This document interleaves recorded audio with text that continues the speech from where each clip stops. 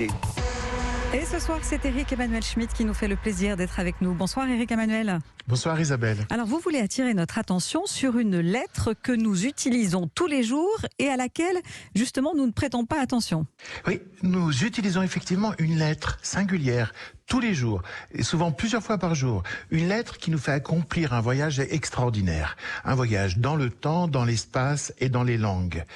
Êtes-vous consciente, Isabelle, que par cette lettre, vous communiquez avec vos contemporains, certes, mais vous partez aussi à la Renaissance? Que par cette lettre, vous allez en Espagne, en Arabie, en Angleterre? Que par cette lettre, vous faites votre courrier, bien sûr, mais aussi du commerce, voire que vous reproduisez le geste des scribes copistes au XVe siècle. Alors là, vous m'intriguez vraiment. Quelle est cette lettre ? C'est un petit A abrité dans une enveloppe. C'est un A qui se prend pour un escargot. C'est la fameuse arrobase de nos adresses électroniques. Et certains disent at. Certains utilisent effectivement le terme anglais at, ce que vous vous en doutez, j'évite, car arrobase, une arrobase, je l'avoue, fait mon délice pour toutes les raisons que je vais vous exposer. Je reconnais par ailleurs que j'ignorais le mot autant que le symbole avant que, il y a quelques années, on nous demande de l'utiliser pour nos adresses électroniques. Alors d'où vient-il ?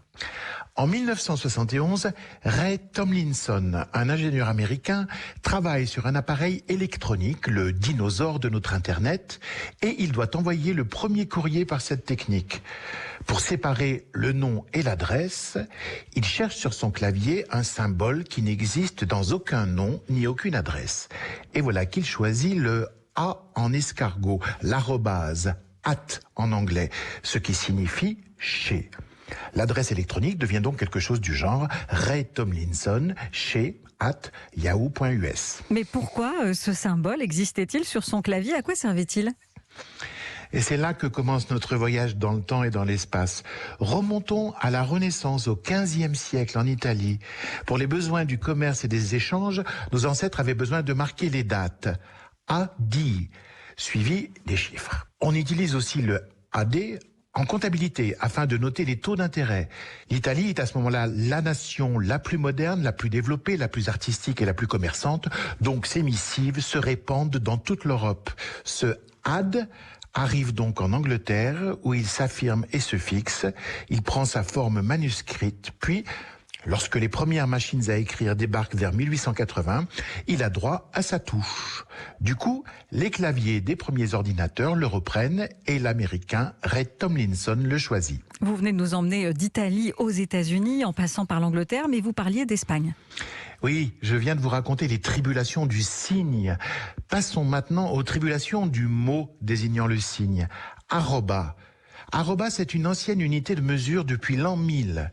Il est symbolisé par un A dans un rond, une abréviation pratique. Mais savez-vous où cet arroba nous emmène?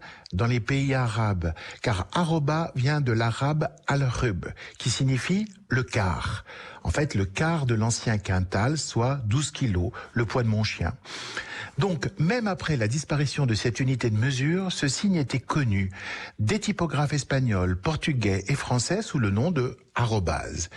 Certains esprits, suspicieux sur le don des langues qui affectent si peu les Français, pensent d'ailleurs que nos anciens typographes français entendaient dans arrobase A rond bas. Et alors comment appelle-t-on l'arrobase, Eric Emmanuel, dans les autres pays ? Le at anglo-saxon s'est naturellement imposé majoritairement avec la technique et le commerce américain, mais des pays résistent élégamment.